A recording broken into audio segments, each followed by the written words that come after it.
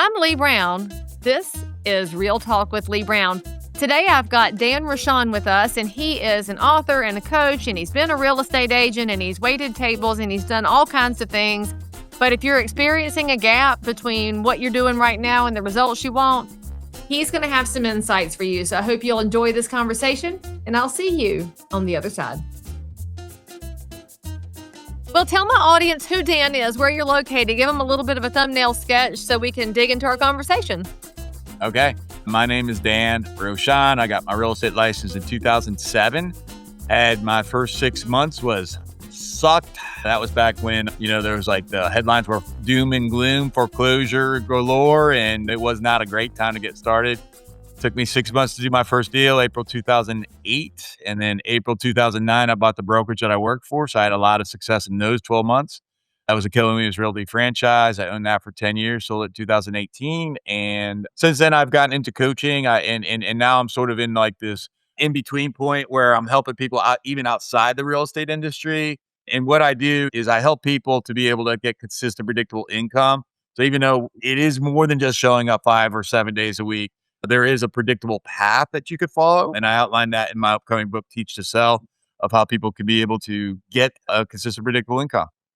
So anyway, I was curious. Tell us what you were doing before you decided to dive into real estate. And then why did you decide to get into an unpredictable job at a time when, 2007, we still didn't know how bad it was going to get because it had just started the upheaval. So talk to us a little bit about that time in your life. Yeah, I didn't have a foresight of the economic environment. I didn't have the awareness of what I was entering into. So I was really moving away from pain more than moving towards desire.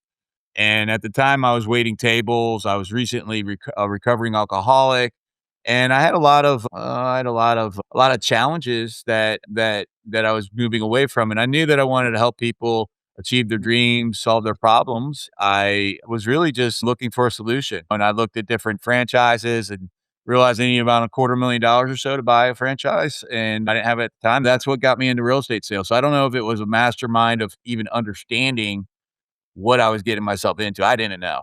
Did you have a regular that was in real estate? What was your exposure to the business? Because in 2007, HGTV was out there, but it wasn't a hardcore obsession like it is for people now. Yeah, I started maybe investing as a waiter. I was investing probably 10 years before then. And so I had real estate experience, but I had sales experience as well, right? My sales experience was as a waiter, right? And I've been a salesperson since I've been 12 years old. Since I was 8 years old. My first business got shut down by my principal because I was selling those little bubble gum balls. I'd buy them for 50 cents a pack. There was 10 of them, and I'd sell them for 25 cents a bubble gum. That was my first business, 8 years old, and my principal shut me down. So I did have sales experience, right? But I would say that it was really more like I had real estate experience. Like I knew how to put deals together. I knew that there's wealth in real estate. And probably at the time, I was probably more creating cash flow than wealth, where I was doing flips or wholesales and that type of stuff. And one day we're scooping butters into ramekins, getting ready for the shift. My buddy Cribben says, "Hey, Bill Cribben," he says, "Hey, Rochon," he says, "Have you ever considered being a salesperson?" And I hadn't. We did have a regular who was a lender who would like do everyone's refinances and finances. That was about the only real connection I had in the real estate industry. And interesting enough, I tried to do business with that regular through the years, and I don't know what happened in his world. We never did business together. So again, it was just looking at what are the options, and I could spend around $3,000, a 60-hour class, and then I have an unlimited opportunity. And it just seemed like the easiest option. So you thought brokerage was the way to make money instead of selling? Because that's kind of hilarious. Every broker that's watching this is like, dude, it's a good way to lose all your money. No, that was ego driven. That was not business minded. So that was 18 months after I got my license, and I had our franchise. It was a Keller Williams Realty franchise, and it was going out of business. And I had 2 agents who owned another Keller Williams franchise that came up to buy it. By this time, 18 months in, I was the top agent in the brokerage, and they'd asked for my support initially. And I said, "Hey, well, love to be able to support you. And, is there an opportunity to be an investor?" I think they were thinking like 5% or whatever. And so initially I was, I think, a 20% investor. And then they asked me to be the operating partner. and both of them had 30%. And by this time, candidly, I didn't trust either of them. Now I like them both, but I didn't necessarily trust them. But fast forward, when I ended up selling, I think I was like a 75% owner or something like that. But that was through like buying partners out, silent investors out through the years. But again, I'll just be honest with you. Would I do that again? I probably would, because it was a great learning experience. But I learned so I owned the broker for 10 years. I learned everything I needed to learn in 5 years. And then the last 5 years really was difficult. And so if I was to do it again, I probably would have been a little bit more mature to say, okay, I got my lessons after 5 years. Let me sell. We were highly profitable at that time. When I ended up selling, we were not highly profitable. Right. So I basically just broke even and I got a little bit, I got a little bit of a profit on it, but not like a retirement, like I can, go to Florida or whatever for the rest of my life or wherever. But yeah, so that was my experience with it. So you seem like you have a pretty restless personality. Go jump into something. Let's go do it. So was that last 5 years because you had cracked the code and you figured it out and you were ready to do something different? No, the last 5 years is because we were struggle. So that wasn't like my personality. My personality is really like I'm a determined spirit, and I never give up. And so, but through the years as I grow, I realized that there are times that I should grow up or give up rather. I guess I had to grow up to give up. So yeah, so it really just more like just persistence, right? Now that quality has served me through my life. But as I grow, I also realize that the same quality that can serve you can also get in your way. And not being willing to give up when I should have, or not even give up, but move on, I guess. I think that's more appropriate. I'd say that's definitely a more accurate way to put it because it's not like you threw in the towel and just walked away. You closed it up the right way to take care of the people around you. I'm going to guess you were Yeah, I very mean, I found the right buyer for it, somebody I thought would care for them. I had, when I sold it, I mean, this is 2018, I had a one-on-one conversation probably over 3 days with every single agent in that brokerage. Just like, how do you have 150 conversations in a short period of time? That was, and I didn't have to, right? But, because at this point, like I'm no longer the guy, right? Like I sold it. I'm an agent at this point, but it did matter to me that they understood what happened. They understood that they were gonna be in good care and they were gonna be able to trust the next guy, and I believe he's done a good job. I really, I have moved on emotionally and physically, since then, so there's that as well. and all I can picture when you're talking about that marathon of 3 days is season 7 of The Office when Michael's trying to say goodbye to everybody, and he starts Yeah. one by one. By the end, it's groups of 3 and 4 because he's out of time, and so that's the visual I Well, got. it did. It absolutely felt like that. It was like, "Oh my good," it was like, you think having 150, like, conversations of any type in 3 days, that's 50 a day. Maybe it was more than 3 days, but it was a lot. So if anybody comes to you now because they remember you from those days and they say, "Hey, I'm thinking about opening my own shop. I'm gonna buy a franchise." What are the first 3 things you tell them? And it could be pro, con, in between. What is your gut reaction to them? No, I wouldn't tell them anything, but I would ask them some questions. Love that. And so the questions I would ask is, what is causing you to wanna do this? What are your goals? And are you being honest with this? Is this ego driven or is it business driven? And understand is if it's business driven, then let's actually look at the numbers, right? See, is this going to allow for you to make more money with less time? Is it going to allow for you to scale? Is it going to be able to serve you and your family and your goals? And those are the types of questions I would ask. For me, I would never do it again. I was in the military when I was 18 years old. I would never join the military again, yet I'm grateful I did it. So it's like it's a one-time thing for me. And would I recommend somebody else doing it? I don't have the right to make any recommendations for anybody because I don't know who I'm speaking with, right? But I do know that I could apply my experience to be able to help them to think better and so that they can, be able to have an open mind about actually what they're doing and what's motivating them to do so or not. So is it a wild guess for me to say that that approach of asking questions so that somebody else can arrive is part of how you developed the coaching strategy around no broke months? I would say, yeah. I mean, for me, it's really about understanding how other people, how they perceive the world, right? Through their senses, through their beliefs, their values, and their identity, right? So you have to really understand, like, what is it that's fueling my beliefs, my values? what are my strengths? What are my weaknesses? And then how can I understand how to ethically guide somebody else to make a decision, including myself? And those are really the frameworks that I approach that I've learned through business, through time. And that's the approach that I take. Well, if there's one thing I've discovered when I'm coaching agents and helping them put a brand together, put a marketing action together, they haven't done very much deep diving on who they are, what they bring to the marketplace. There's such a focus on the surface right now. I think a lot of people haven't spent enough time with themselves to dig in. Have you seen the same thing? And how do you coach people past the surface level so they can get a better depth of understanding? There's a linear order to it, right? So there's 4 pillars to business, and this is whether you're a real estate agent, a broker, owner, whatever the case may be. It doesn't whatever the case may be, there's 4 pillars and they're linear. And so what you're asking about is really that deep diving, which is, rest within the belief. And so if you don't have the ability to really to deep dive and believe in yourself and understand yourself and then be able to set yourself up so that when times get hard, and they will, that you can be able to have the technology and the framework so that you can be able to emotionally stay stable. And that's really the first pillar of business is what you're asking me about, right? But then built on top of that would be finding business, lead generating, right? So it's belief and then lead generation, and on top of that is getting people and systems to support you. That's organization building, and then on top of that would be leadership. And leadership, in my definition, is to teach somebody else how to think so that they can get what they want. Okay, so in those 4 pillars, which one do you think has the shakiest foundation for the vast majority of the people with whom you've spoken?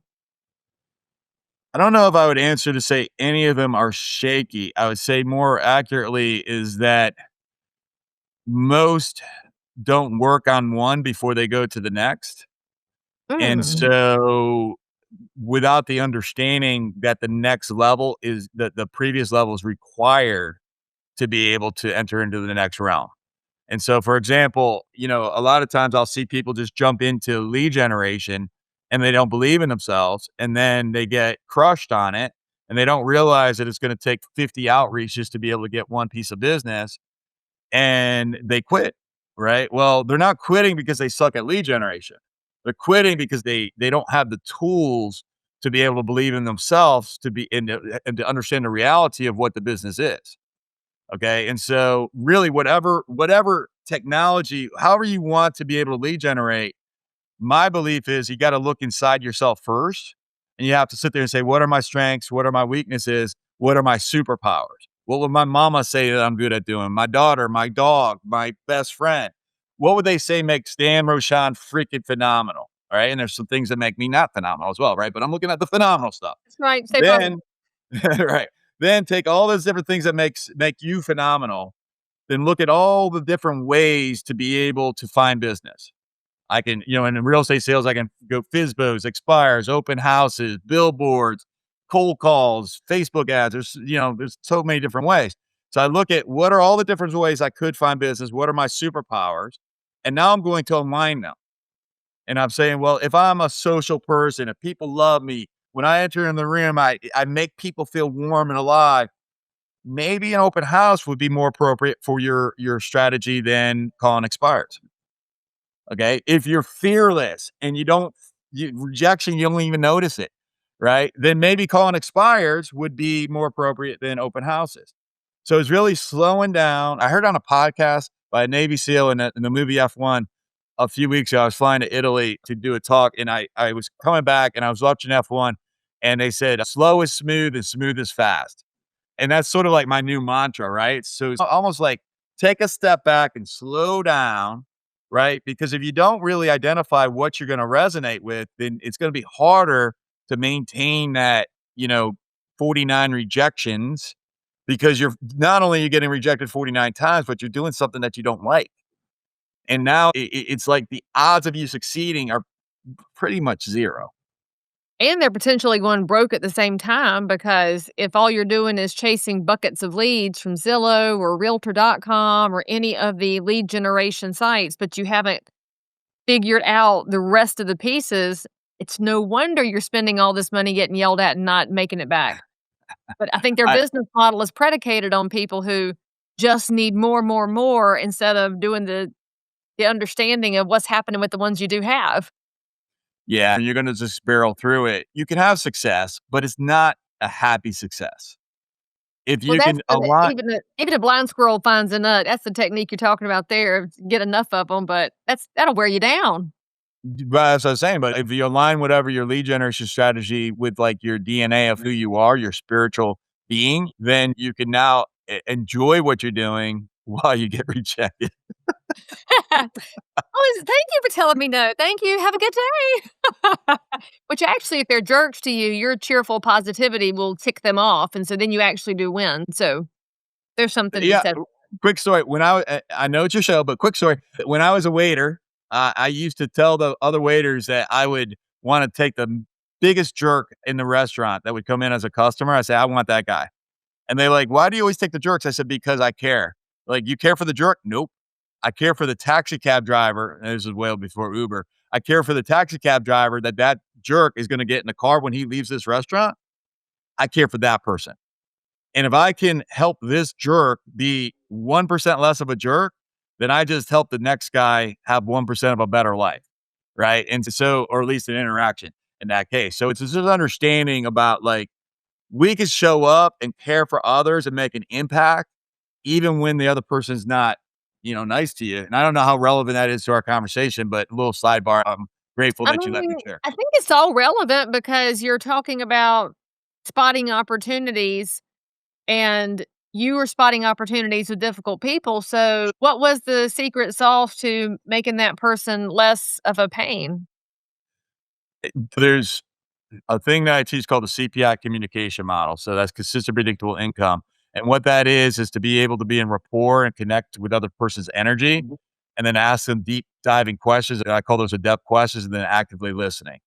And I believe that anybody can have a better day when if you're choosing to have a better day, you can influence anybody else's day simply by paying attention to their energy and connecting your energy with theirs. And then as you connect your energy with theirs, now you can be able to begin to influence. Now you can be able to begin to guide. Now you could be able to help them have a better day because people aren't jerks because they want to be jerks. People are jerks because they were hurt in their lives. They went through experiences that caused them to be able to protect themselves, and that protection shows up to treat other people poorly, right? I do a lot of neurolinguistic programming work, so there's a presupposition in NLP that says that everybody does the very best that they can do, given the tools and resources that they have available to them, right? And so if you can understand that to say they're doing the best that they can, they've had crappy tools and resources, and as a result, the best that they can is not very good. But if I can help them have better tools and resources, then they can become a better person. And then that impacts, a daisy chain for the next. That's the butterfly effect. So, isn't that MK Ultra? Didn't they use NLP? Who is this? MK Ultra? Didn't they use No idea. Oh, you never dug into MK Ultra? No. Okay, well, First time welcome I've to heard of MK Ultra. I am a naive I'm going to check it out. MK Ultra. That's my Okay, next. welcome to the rabbit hole, and all my friends who watch the show that are coincidence spotters are giggling maniacally behind the screen at how you're not gonna sleep now for a couple of days. But anyway, so looking back at that neuro-linguistic programming, so you're changing somebody's outlook by a tiny percentage while they're in your restaurant so that they won't have a negative impact on the next service person they encounter. How does that translate into your work with entrepreneurs and with real estate agents who sometimes, because they're involved emotionally in their businesses, whether it's my real estate brokerage or the boutique next door, she is madly obsessed with people who walking in getting something that makes them feel great. And so if they don't find what they want, she's experiencing that little bit of, because she wishes she'd been able to serve them at a higher level. So how do you hit that mark of helping somebody else while also managing your own emotions, which won't deserve?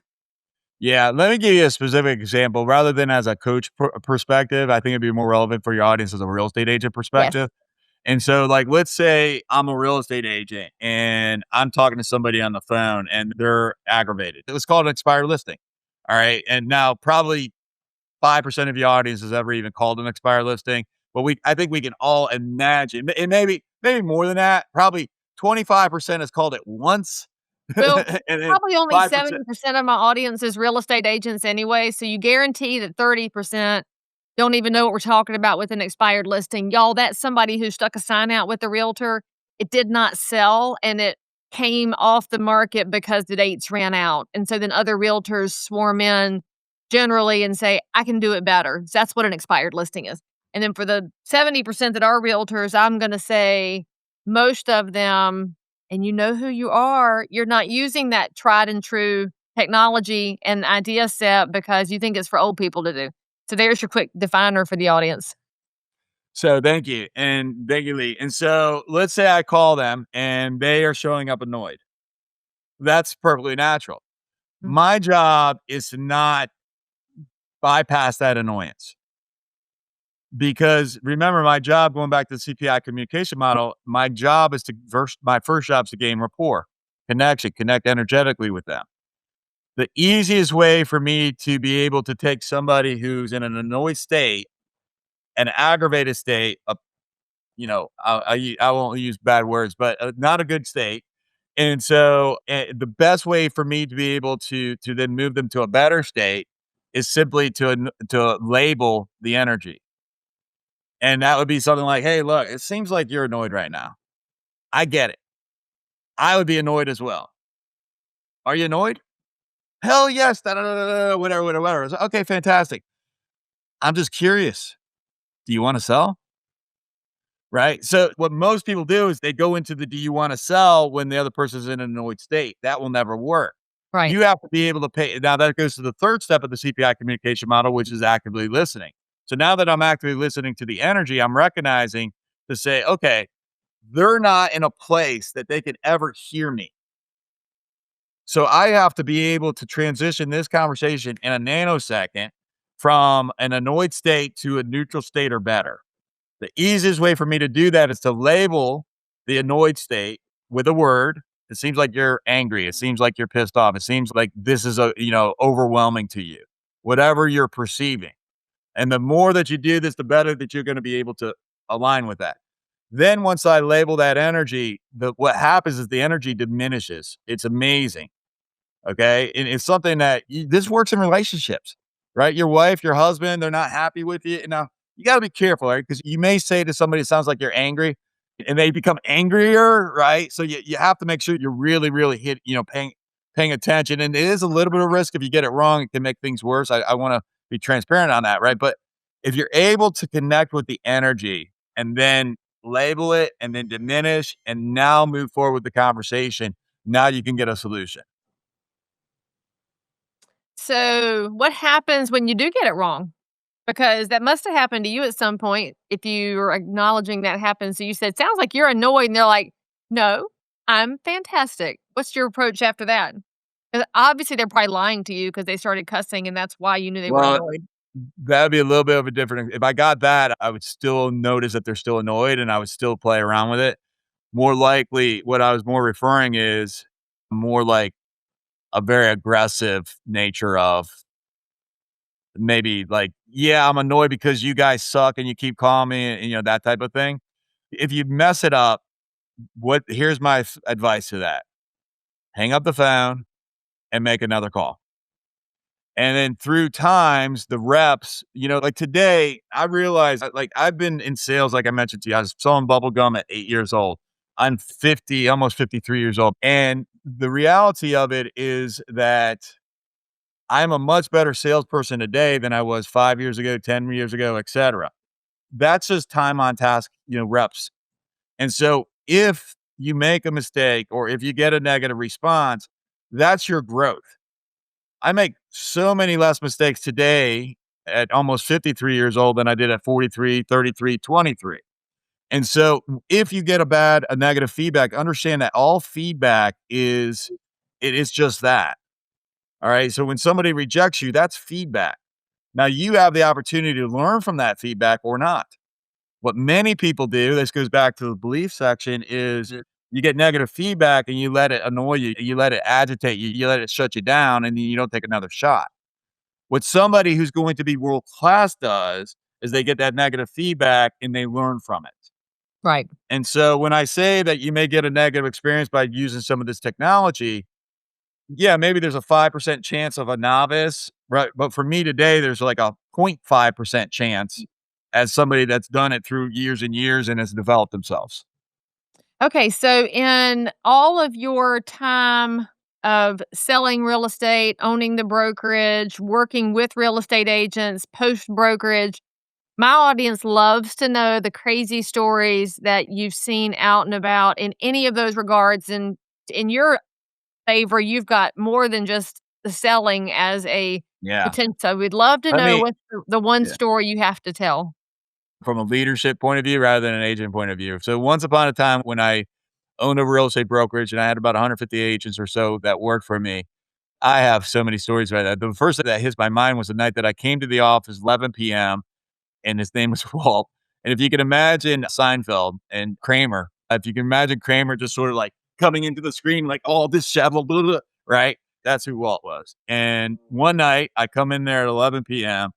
and I'm walking down the hallway and a door opens. And remember, this guy's got this weird energy. And he comes out of the door and he's in his boxer briefs. This is in an office environment, right? And he comes out of the door, he looks at me. I look at him and I'm like shocked. And he steps back, he slams the door in my face, and that was just another day at the office.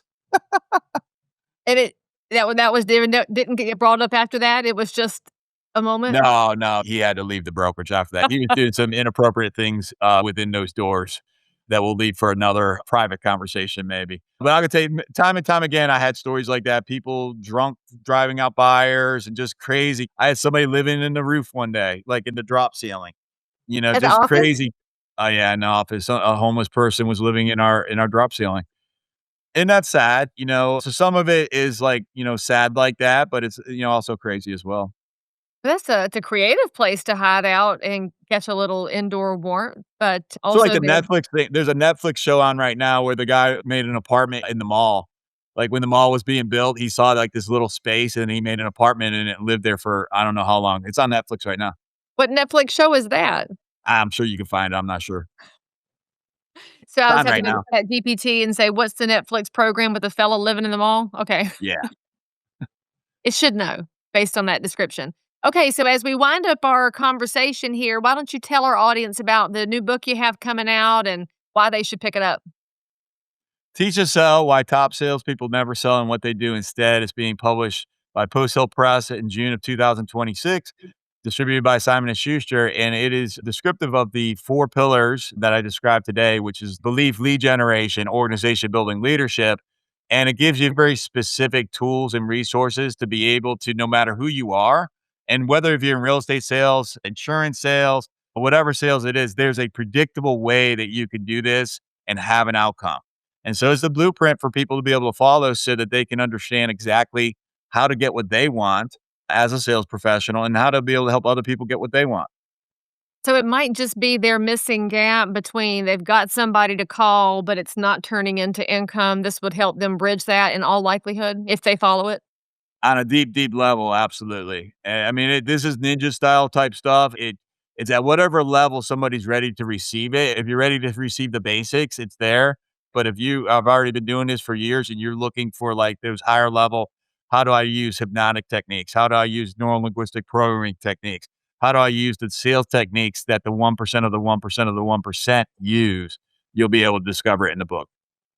All right. Well, friends, in the show notes for this episode, we will have all of Dan's website's contact information so that you can keep an eye on things and pre order that book whenever it hits Amazon for pre orders, which will probably be in for June. Yeah, you can go on Amazon right now and pre-order it. You can go to Barnes and Nobles, any Oh, of that. But if you go to teachtosellbook.com, then you get a $10,000 digital training course as well.